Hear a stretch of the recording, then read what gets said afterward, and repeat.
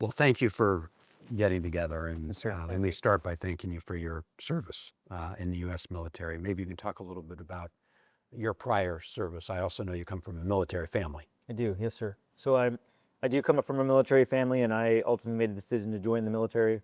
I attended the United States Military Academy at West Point. I was commissioned as an infantry officer. Upon my commission, I immediately deployed to combat Iraq the first time, Afghanistan, and many. So in my 25-year career, I have 12 combat deployments to places all over the world: Syria, Iraq, Afghanistan, the like. And 2008, I decided that I wanted to try out and join Special Forces. So I went to selection at Fort Bragg, and I became a Green Beret. So the remaining of my career, I was a U.S. Army Green Beret, and So you've seen a lot of combat, seen a lot of combat, sir. and you mentioned a couple places, Afghanistan. Where else? Afghanistan, Iraq, Syria, Tajikistan.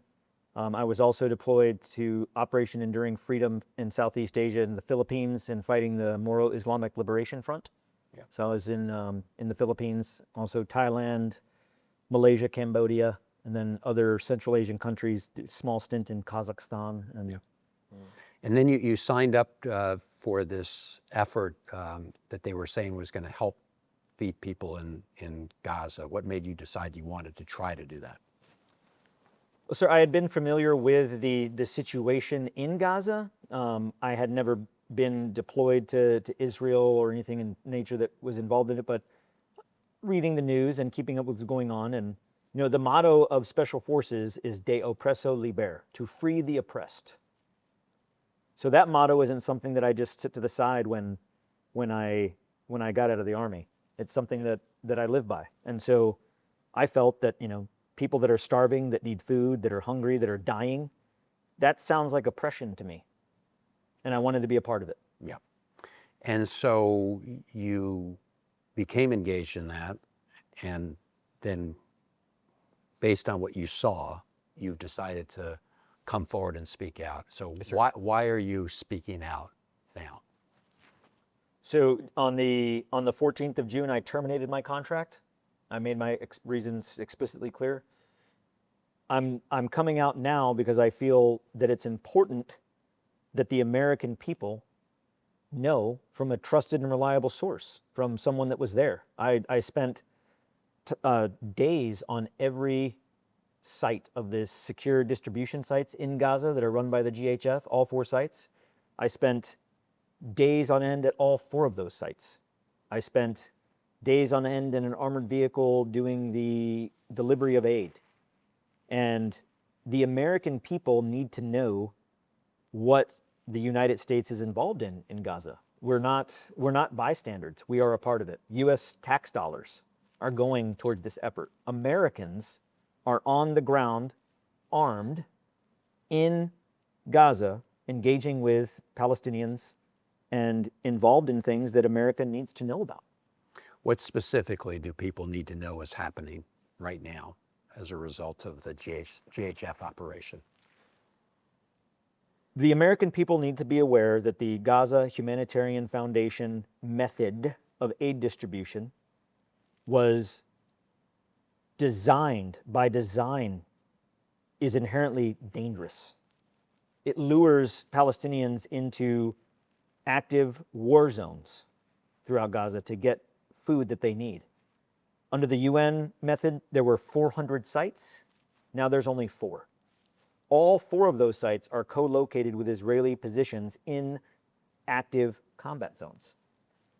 That's not humanitarian. By design, it is inherently dangerous. By execution, it is failing. It failed to launch. It hasn't achieved success. It is not achieving success now. It has failed, it is failing, and it will not succeed because it's not run by people that know anything about humanitarian assistance, humanitarian aid, or this type of work. It would be if someone asked me to do brain surgery. I'm educated, but I can't do that. Absolutely, and we've seen and heard about these stories of very hungry, starving Palestinians having to crowd around toward these 4 centers to get food, Yes, sir. and in the process have been subject to fire, being shot Yes. by IDF soldiers and others. Have you witnessed any of that? I have witnessed it on all 4 locations with my own eyes. I have not only bear witness to it, touched it, felt it, heard it there on the ground right in front of me. I also captured a lot of it on video and on photos, and the proof is undeniable. And the proof is not videos and pictures alone. The proof is also witness, which is me, and I know what I saw. I'm a man of integrity. I've served my country, and I've proven that, and I can be trusted. So what I saw on numerous occasions are the Israeli Defense Forces firing into the crowds of the Palestinians, firing over their head, firing at their feet, firing into the crowd. Not just with rifles or machine guns, but tanks, tank rounds, artillery, mortars, missiles. Not because they were combatants or because they were hostile or because they were Hamas, but simply as a means to control the crowd. Why I say that the process under GHF is inherently dangerous is because those crowds are the size that the crowds are because of the process of the Gaza Humanitarian Foundation and how we're delivering aid. There's only 4 sites. Yeah. Compared to 400. Compared to 400. Mm-hmm.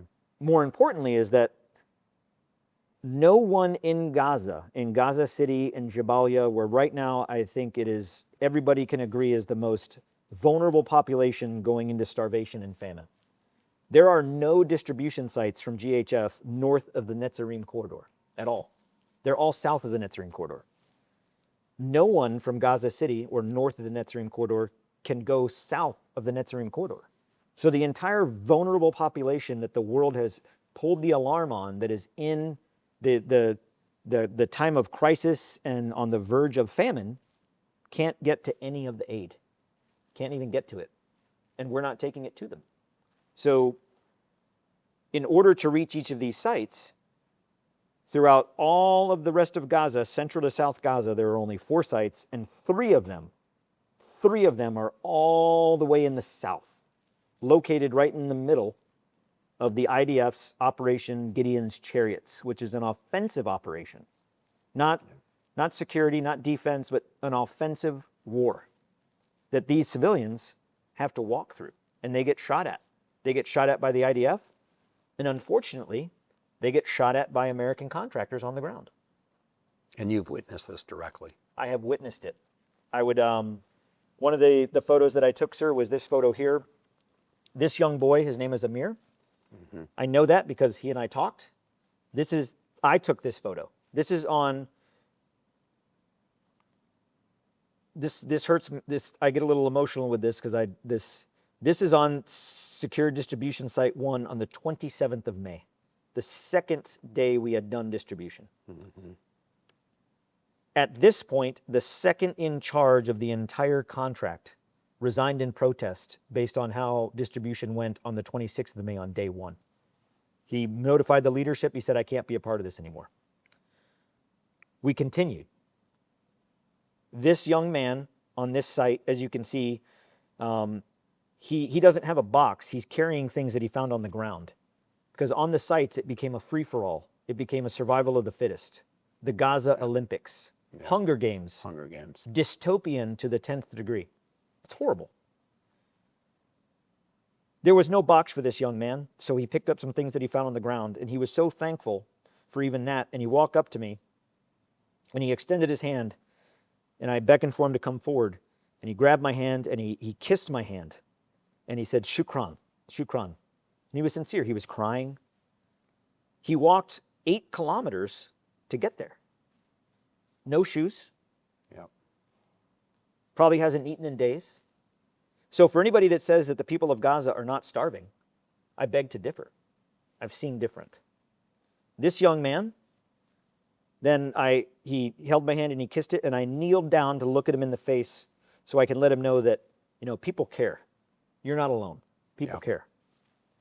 And he set down his bags and he put his hands on my face and he kissed me.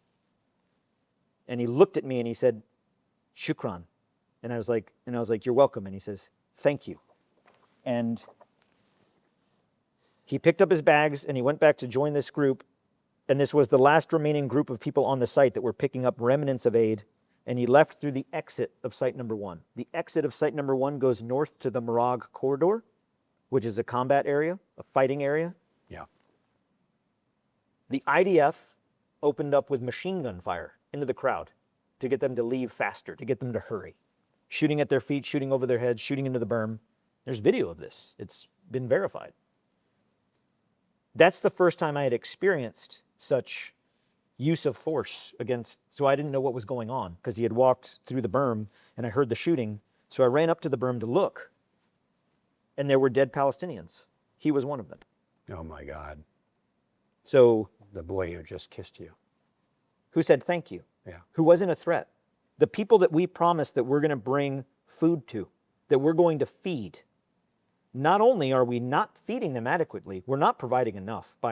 Right now, the Gaza Humanitarian Foundation has achieved 82 million meals delivered into Gaza.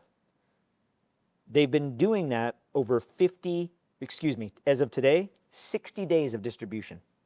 So at the rate of what the UN was doing, they are operating at a performance rate of 3%. 3%. Compared to what was Not 3% below, delivered to the other. Yeah. 3%, period. If the amount of aid that the UN was delivering, 500 to 600 trucks a day, let's just say 500 trucks a day is the mark, UG Solutions, SRS, GHF are delivering 18 trucks a day on average. We're starving people. At just 4 sites. At just 4 sites. And in order to get to it, the people getting to it have to endure gunfire, have to endure an 8 to 12 kilometer walk one way to get there. Yeah. And then after they receive aid from the site, they can't go back home. Because once you're west of the Magan-Oz corridor or north of the Morag corridor between the coastal corridor, you can't leave. So all of these people, if you're in Khan Yunis and you head south to get aid, because site number 4 is not open that day, which is common. They're not all open. So on any given day, there's only 1 or 2 open. So if they can't get aid at site 4 and they want to go down south to get site 1, they then are stuck down there. They're displaced. They can't go home. They go to the Nasser camp or they go to the Mawasi refugee camp. Yeah. They can't go home. So the United States, not just UG Solutions, not just Safe Reach Solutions, not just the Gaza Humanitarian Foundation, the United States of America is complicit in setting mouse traps with cheese of the food is the bait to bring them down and then displace them from the north. So this is, in your view, a big part of the displacement strategy that's going on right now. It is the displacement strategy. Yeah. It is how it's being done. Now, did GHF or SRS or UG Solutions sign up to do that? I don't believe so. But even after the first day of being there, you don't have to be Clausewitz to figure out that if we're supposed to be distributing humanitarian aid, why aren't we building aid sites where the need is? If everybody's north, why are we building sites in the south? How do they get here? Oh, well, they walk. Oh, so they displace from where they live to come here to get food. And do they get to go back? No. So we're displacing people. That's just a fact. Yeah. And we're a part of it. The United States government, through its $30 million to the State Department, to GHF, the American taxpayer, Americans that are on the ground with guns, we are complicit in the displacement of a population of people. Innocent, starving people who we say, we're here to feed you. Come and get some food.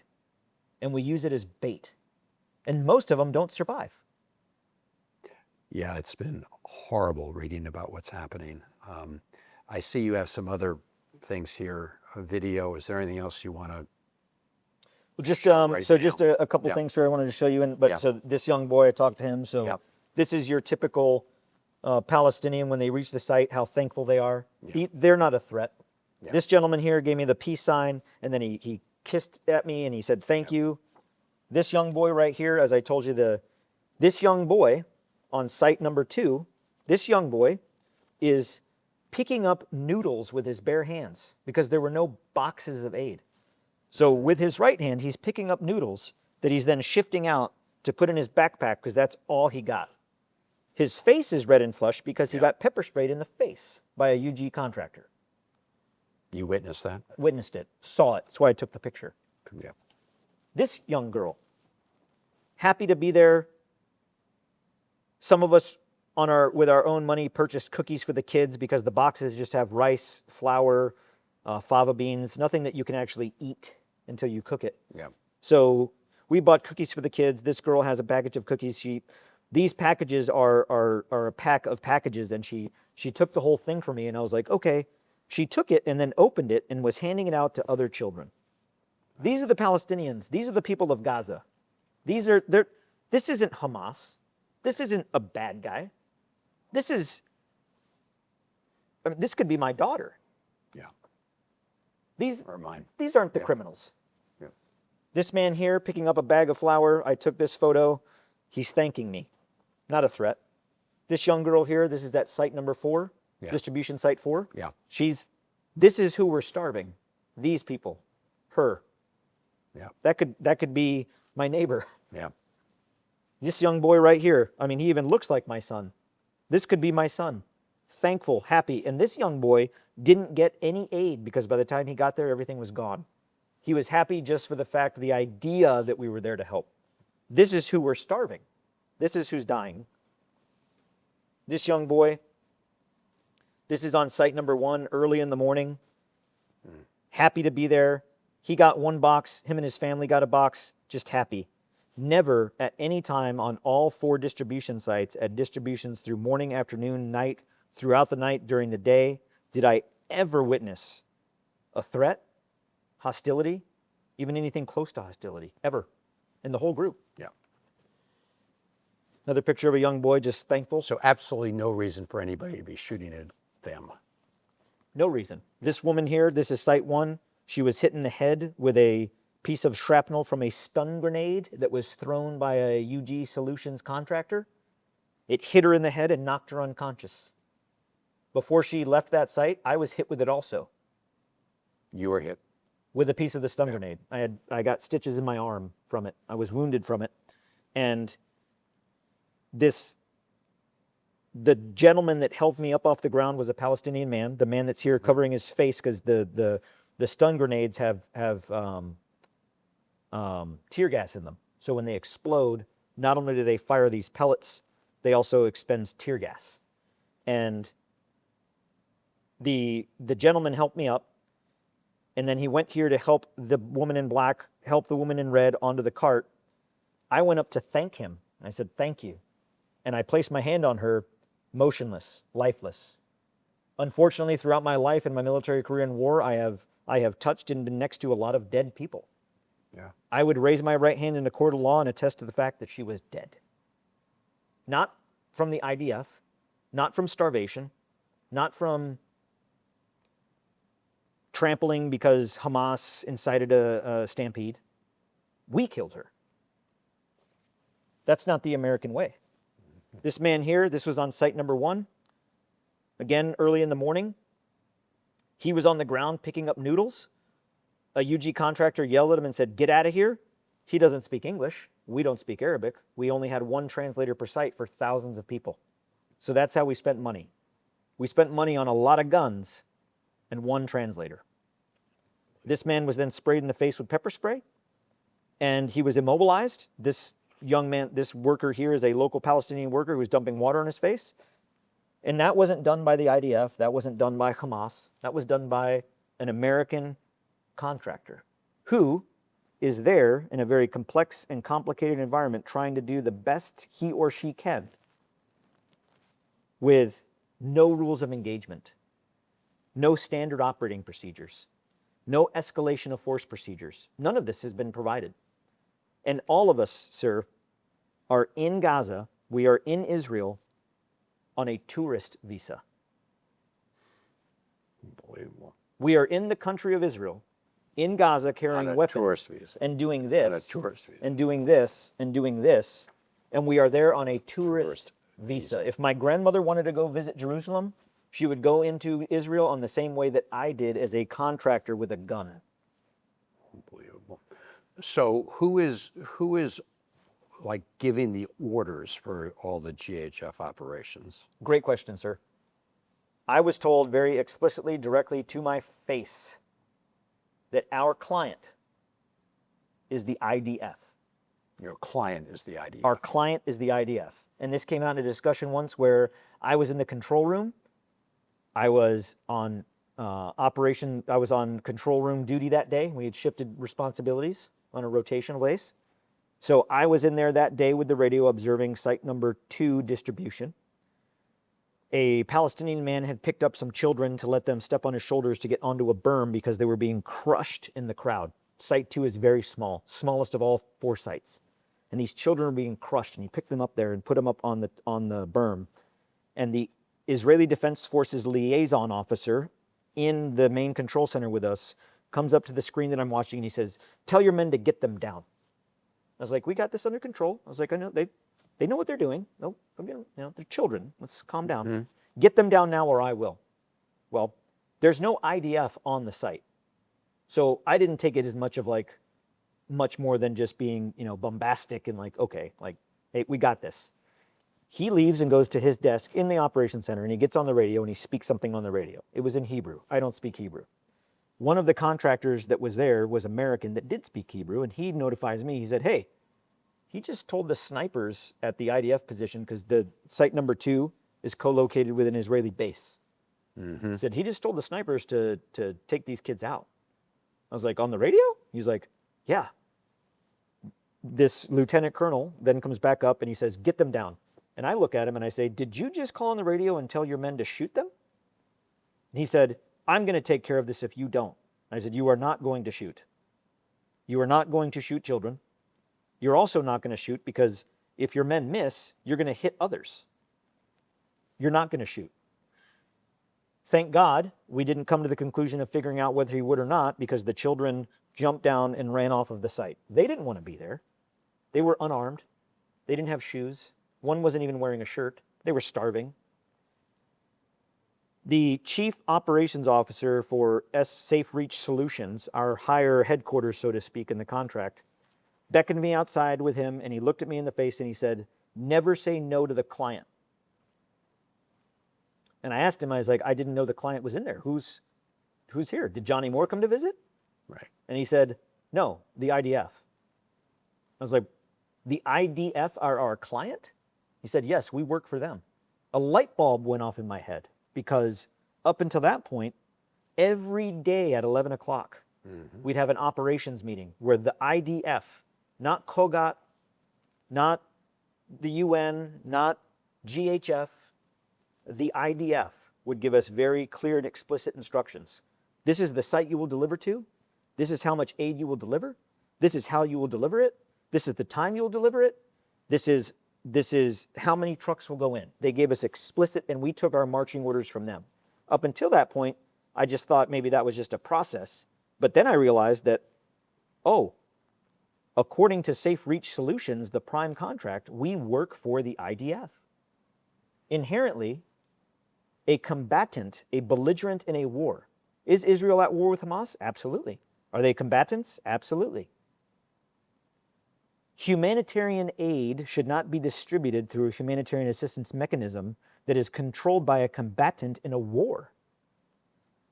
It is inherently inhumane.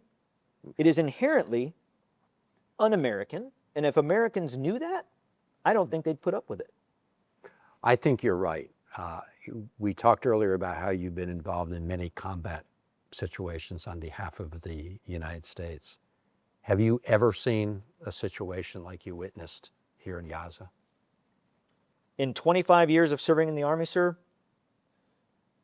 to include the fight against ISIS, who what I would say is a pretty barbaric enemy, never in 25 years have I witnessed or been a part of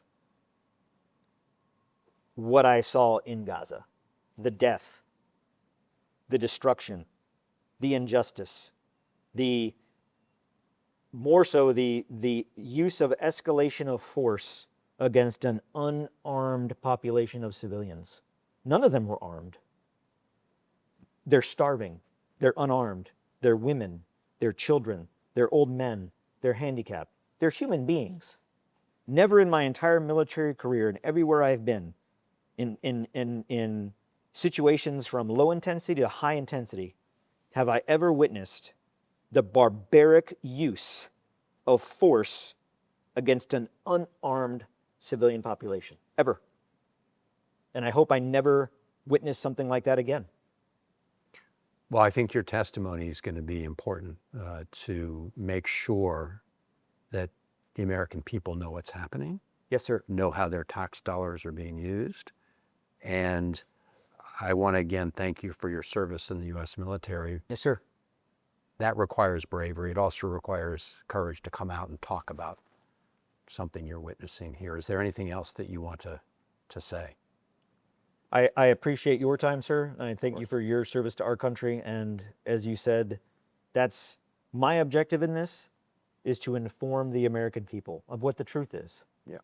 I have no agenda in this. I'm not in this for some greater cause. I recently retired from the military. Very happy being a stay-at-home dad and making breakfast for my family and taking my son to a school and being a dad. I have no aims or objective in this other than, one, that the American people know the truth. Two, I swore an oath to this country, and that oath didn't get hung up with my uniform on the 1st of March. The Constitution is founded in values. This is not in line with American values, and Americans need to know that, sir. They do.